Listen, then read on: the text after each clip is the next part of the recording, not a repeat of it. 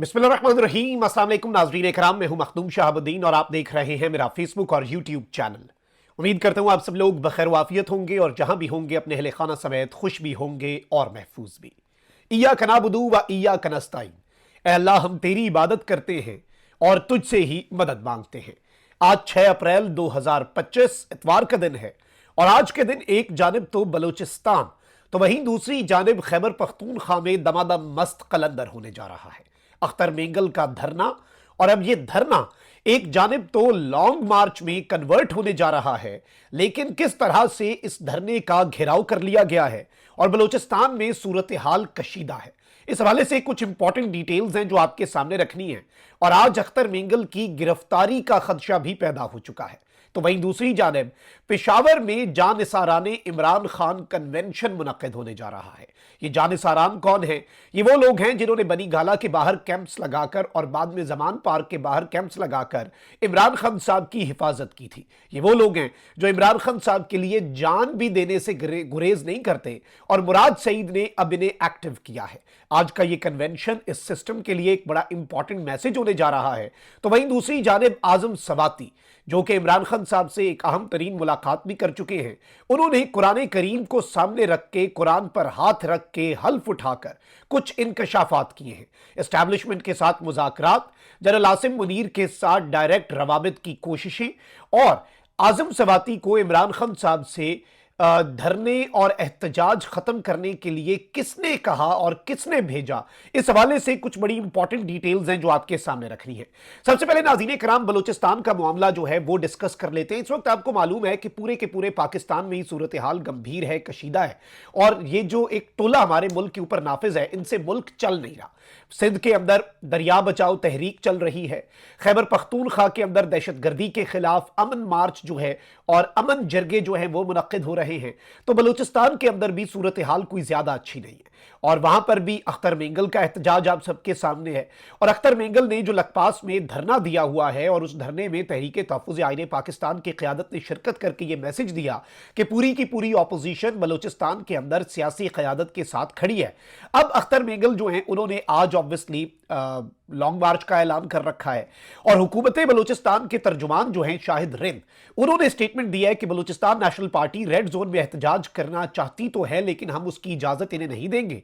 और इन्होंने कहा कि जी अगर अख्तर मेंगल जो हैं इन्होंने आकर यहां पर कोशिश की और रेड जोन में दाखिले की कोशिश की तो बजिद रहे, अगर अख्तर मेंगल जिनसे हमने कुछ चीज़ों पे एंगेज करने की कोशिश की है, अगर अख्तर मेंगल बजिद रहे रेड जोन में एहतजाज करने की तो हमारे पास दीगर ऑप्शंस मौजूद हैं।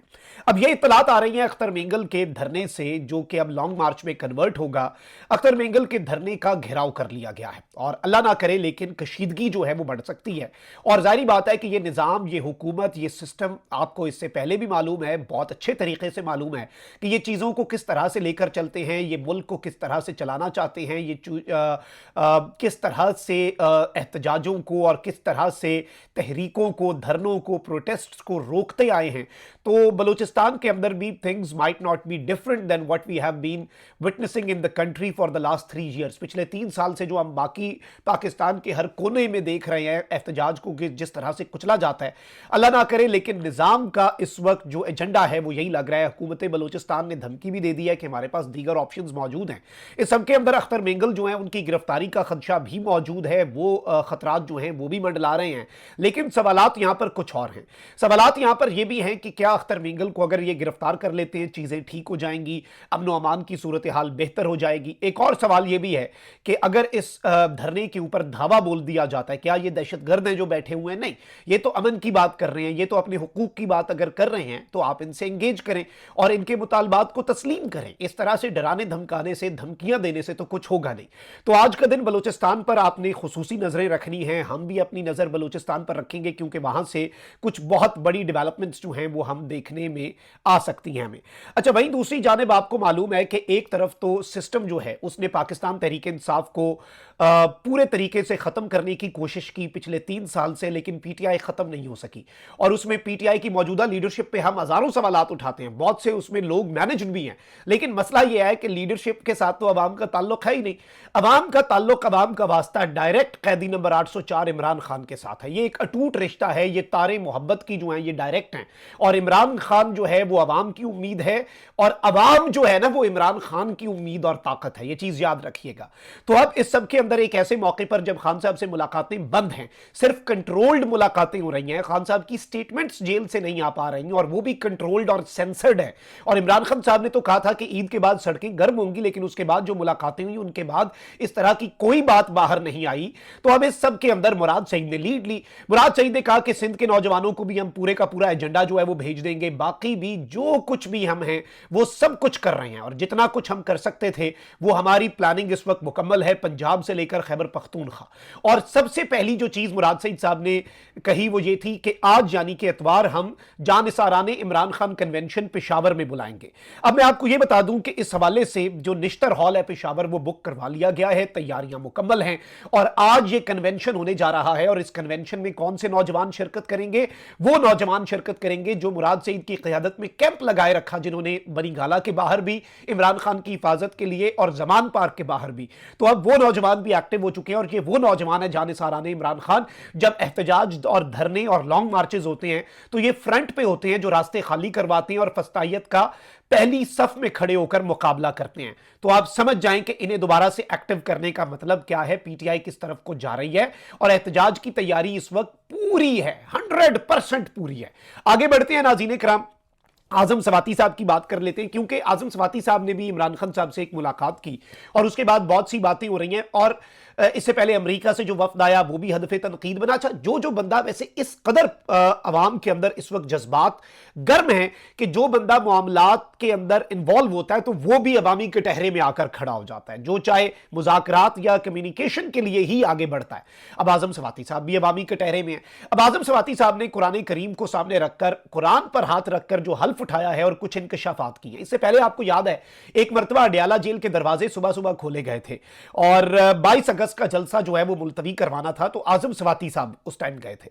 तो जाहिर बात है वो पैगाम एस्टैब्लिशमेंट का ही था, वो अडयाला जेल के दरवाजे एस्टैब्लिशमेंट नहीं खुलवाए थे, ना तो हुकूमत में इतनी ताकत है, और पीटीआई वाले तो अपनी आम दिनों में जो मुलाकात का दिन होता है उस दिन भी मुलाकात कर पाते। लेकिन अब आजम सवाती साहब ने अपने हवाले से क्लैरिफिकेशन दिया है कि 22 अगस्त का जलसा अली अमीन गंडापुर, शिबली फराज और उमर अयूब के कहने पर इमरान खान साहब से मुलाकात के बाद मुलतवी किया था, और आजम सवाती से कोई एजेंसी का बंदा है उसने मुलाकात नहीं की। तो आजम सवाती साहब का यह क्लेम है कि जी वीडियो पैगाम में बेसिकली उन्होंने कुरान सामने रख के ये इंकशाफ किया है कि 22 अगस्त का जलसा मुलतवी कराने के लिए शिबली फराज, बैरिस्टर गौर समेत मुतअद्दिद पार्टी रहनुमाओं ने मुझसे दरखास्त की कि आप इमरान खान साहब से जाकर मिलें। अब इमरान खान साहब से जाकर मिलने का उन रहनुमाओं को आजम सवाती साहब ने, यह तासुर ऑब्वियसली इससे यही बनता है कि उन रहनुमाओं को एस्टैब्लिशमेंट ने मैसेज दिया, और एस्टैब्लिशमेंट ने आजम सवाती साहब को नहीं डायरेक्ट भेजा, बल्कि उन रहनुमाओं ने भेजा जो एस्टैब्लिशमेंट से डायरेक्ट राब्ते में थे, क्योंकि आजम सवाती साहब पर इमरान खान साहब जो हैं वो ट्रस्ट करते हैं। फिर आजम सवाती ने कहा कि मैं हल्फन कहता हूं कि मेरा किसी भी इदारे के किसी भी जिम्मेदार से कोई राब्ता नहीं है। लेकिन आजम सवाती साहब कहते हैं मैंने इससे पहले आर्मी चीफ के एक उस्ताद और करीबी साथी से मुआवनत की कोशिश भी की। मैंने डॉक्टर आरिफ अलवी के जरिए बातचीत कराने की भी कोशिश की, जब आरिफ अलवी प्रेसिडेंट थे, उस टाइम की बात कर रहे हैं।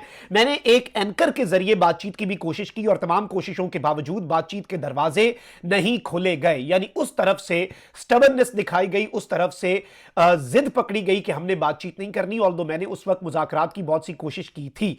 अच्छा, फिर आजम सवाती कहते हैं कि इमरान खान ने मुझे मुज़ाकरात करने की इजाजत दी थी क्योंकि उन्हें मुझ पर एतमाद है। दिसंबर 2022 में भी बानी पीटीआई ने आर्मी चीफ से मुज़ाकरात का टास्क जो है वो मुझे दिया था।